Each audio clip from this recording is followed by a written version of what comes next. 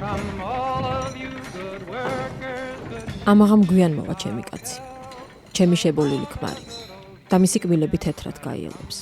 კბილებით შემიძლია ჩემი ქმარი სხვებისგან გამოვარჩი. როცა გავიცანი თეთრი კაცი, ახლა რაღაცნაირი მტვრისფერი გახდა.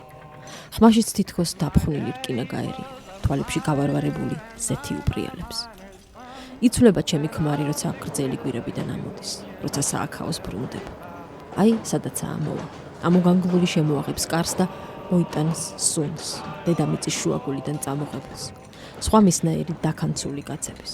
მოვა ცალხელში ცარიელი კონტეინერებით, მეორეში გამორული პურით. პურსაც გადაედო ჩემი ქმარი. ჩემ გარდა ისიც გააშავა. გზაში ცოტა ჩამოუტეხავს.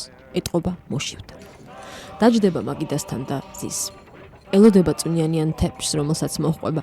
ჩემი რამდენიმე მოსასწრები წინადადება ბანკის ვალებსა და მაღაზიის ნისიასა და მეზობლის ბავშვის ახალ ფეხსაცმელსა და ჩვენი შვილების დაძველებულ ჩანთებზე, სასოწარკვეთაზე. დაჯდება და იყურება ფანჯარაში, ცისკენ. ცამენატრება, მეტყვის და დადუმდება.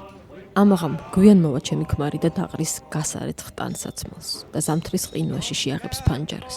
ჰაერი მენატრება, იტყვის და დადუმდება. და მე ვეღარაფერს ვეტყვის ახატავრეულებსა და შოკოლადებსა და წიგნებსა და ახალ კაბებსა და აი იმ ვიტრინაში გამოდებულ ყელსაბამსა და საერთოდ ადამიანურად ცხოვრებაზე. მხოლოდ გავიფიქრებ. ნეტა ხელი და ფეხი სულ ჰქონდეს ჩემს ქმარს, რომ შახტში ჩავ.